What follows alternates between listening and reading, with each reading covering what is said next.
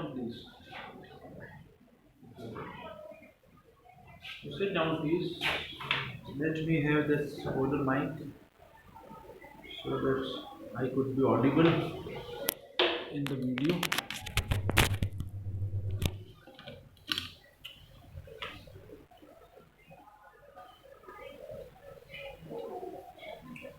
Yes, so Christabel has been a long poem and it takes many days to complete the poem. But the poem is quite interesting.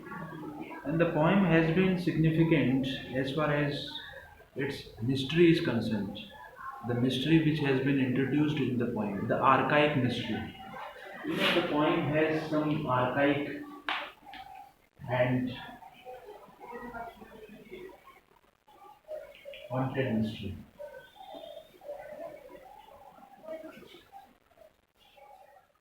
It appears that some demons, some witches have been entering into the poem and they are able to have some impact, some magical influence on man, on woman, and under that magical spell, under that spell, to what extent they get changed is a matter of discussion further in this poem. So the poem has been divided into two parts. So as far as examinations aspect is concerned, you are supposed to prepare a critical appreciation of the poem. Number one. Firstly, you are supposed to prepare the character sketch both of Christabel and Jeremiah. And number three, you are supposed to discuss Coleridge as a romantic poet. If you cover these three aspects, then not only you will be able to acquire knowledge, but at the same time you will get good marks in examination also. And one thing you remember, you keep in your mind that whenever you prepare a critical appreciation, then you insert some effective lines from the original text. And these effective lines taken from the original text are called quotations. They are called quotations. Many quotations are very interesting in this poem. So I will give you a list of all such quotations. Right? So the point is that the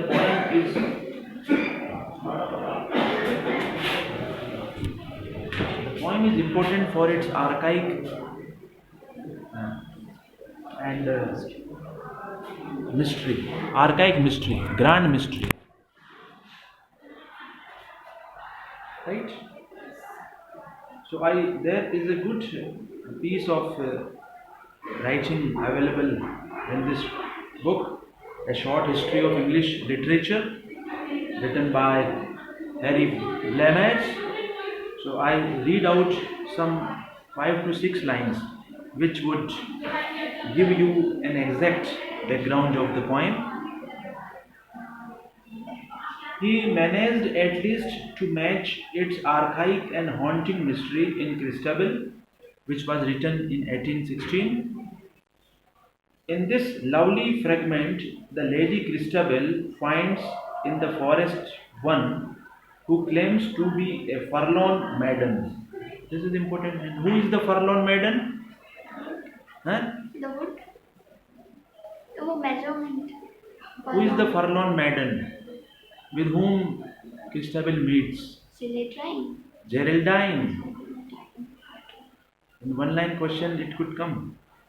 Who is the forlorn? Forlorn means alone. Maiden means a woman, a damsel, the particular word which has come in the poem. To be a forlorn maiden, Geraldine, and takes her house so that the castle, takes her home to the castle to succor her, to help her, to assist her. But Geraldine is an evil being. But Geraldine is an evil being. She represents evil in disguise. And at night she takes Christabel in her arm to lay a spell on her. She takes Christabel in her arms. So they share the same bed, they share some common bed. And what does she do there? She puts a spell on her, some black magic, some necromancy. Right? Dr. Faustus, there are different terms for that same practice. They are not needed here. The plot scarcely develops in the two sections which were all that Coleridge's indolent and no doubt flagging inspiration allowed him to complete. The four stress line contains widely differing numbers of syllables and embody repetitive rhetorical devices that, together with the bold suggestive images, give a strange incantory sceneries to the work. This is what I want to give you a sort of background of the poem. So, what is the main part of the poem?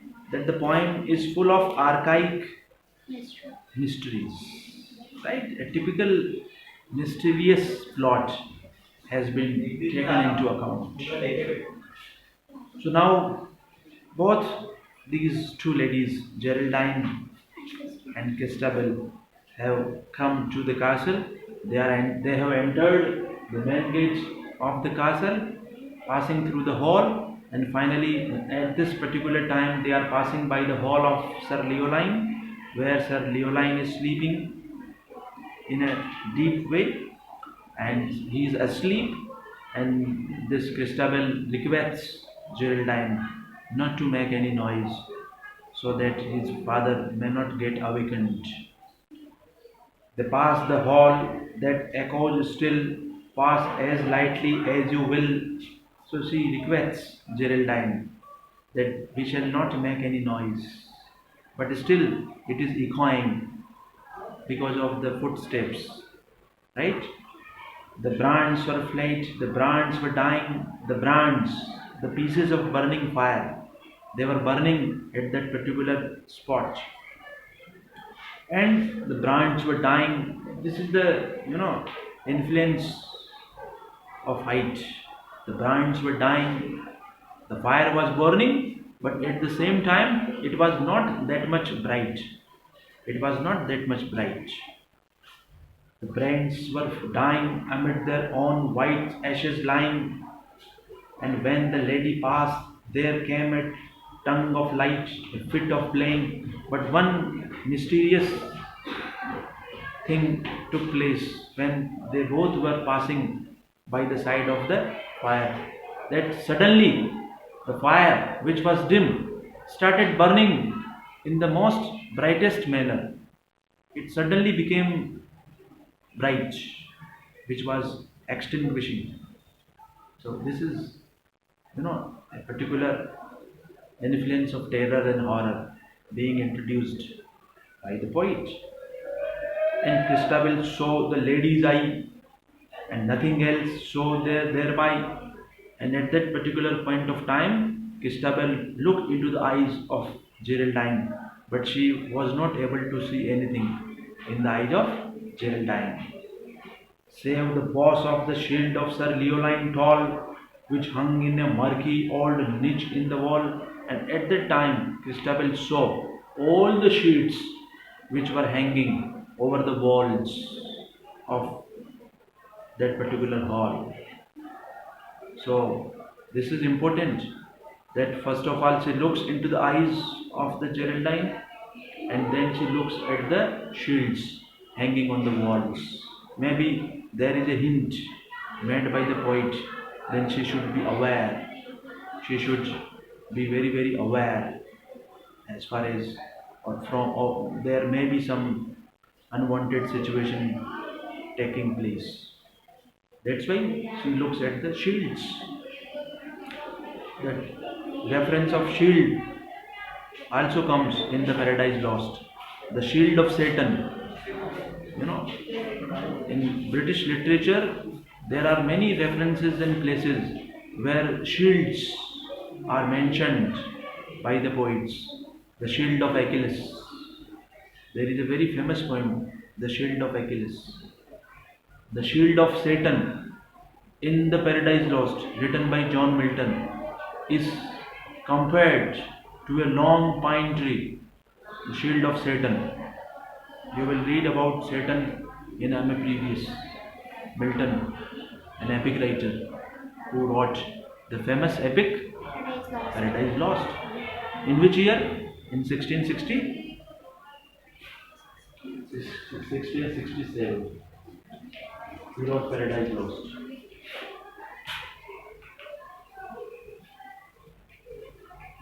Right? Milton.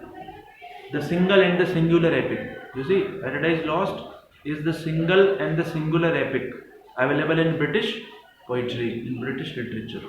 There are a few epics written in world literature. The epics are not many, they are less, they are few in number. So, why are they few in number is a different matter of discussion which is not required over here and nothing else. So she thereby saved the boss of the shield of Sir Leoline's stall, which hung in murky old niche in the wall. Oh, softly tread, said Christabel, my father seldom slept well. Christabel requests Geraldine to walk without any noise. Because my father seldom sleeps well. My father has been ill, suffering from some ailment. You see the dedication of a daughter to a father. She requests the guest to please maintain the dignity of your arrival in my house, in my castle. My father seldom sleeps well. You see the alliteration. My father seldom sleeps well. It is a sign of old age. In the old age, sleep does not come in a good way, right? My father seldom sleeps well. You see the line, simple line, very simple. The diction has been very simple. The meter of the poem has been very effective. Sweet Christabel, her feet doth bear, and at this particular time, Christabel has removed her sandals, right, so that there could be no noise, and jealous of the listening air, so that Christabel has removed her sandals simply because with the moment, if she continues wearing sandals, with the movement of the footsteps, the air could make some noise. So to avoid all that particular situation, she removes all sandals, and jealous of the listening air, they steal their they steal their way from stair to stair. So by stair to stair, they are moving, they are walking down, but trying their best to avoid all sound. Now in glimmer and now in gloom, very slowly, and there is a darkness prevailing. Now in glimmer, now glimmer means faint, dim light. You see the use of the consonant sound G. Now in glimmer and now in gloom, and now they pass the baron's room, right? So, in a dim light, there was a dim light available over there by the side of the hall in which Sir Leoline was sleeping. So, they have crossed the hall of Sir Leoline. They passed the baron's room, barons, the knights, Sir Leoline's, as still as death, as still as death, silently. Just as death is silent, death is silent, death is cruel, death has no mercy, right? In literature, the poets are fond of writing about death, writing about separation, writing about, you know, collapses. So death, withering away of youth, withering away of beauty. These are some of the popular topics of the poets and writers. They write on these topics in a very exquisite way. And now, as still as death, with stifled breath, yes. So they walked down in such a slow way as if they even stopped breathing. Very, this is theatrical influence, the theatrical impact found in the poem. With stifled breath, and now have reached her chamber door, and finally they are before the door of the chamber of Christabel. Right? First of all, they have entered the main gate of the castle through that small gate. Then from that gate they crossed the hall of Sir Leoline, and finally both the ladies are before the chamber of Christabel. And now doth Geraldine press, yes, and now doth Geraldine press down the rushes of the chamber floor. And now you see, Geraldine has been walking over a particular leaves. In the medieval times, upon the floor of a particular room, some leaves of a particular plant was put to avoid coldness. So Geraldine was walking over the leaves of that plant.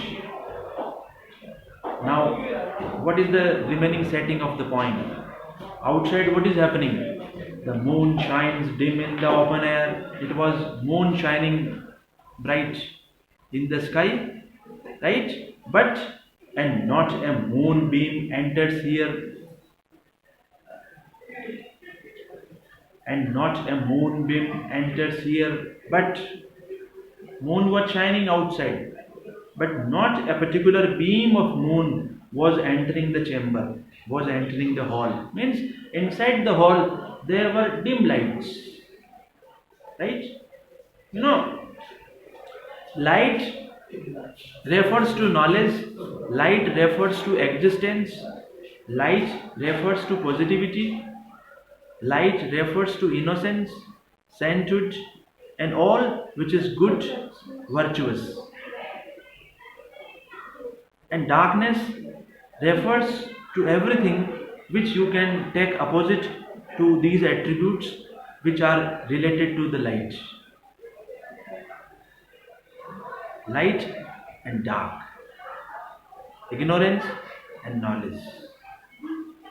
These are some of the philosophical, perspectives often taken into consideration by the poets.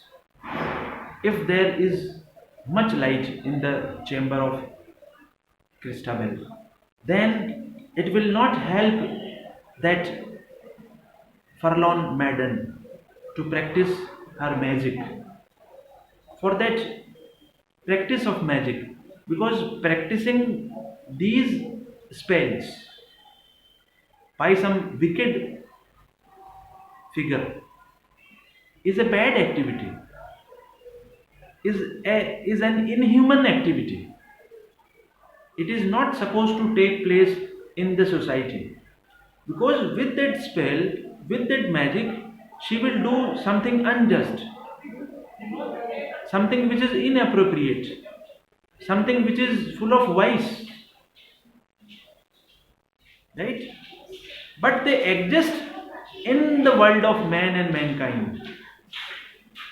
So the poet, first of all, draws all such things in its poem, in their poetry, and finally give this message to mankind that these things exist in nature. These things prevail in nature, but it is up to man. It is up to the wisdom of man. It is up to the knowledge of man to choose between what is right and what is wrong.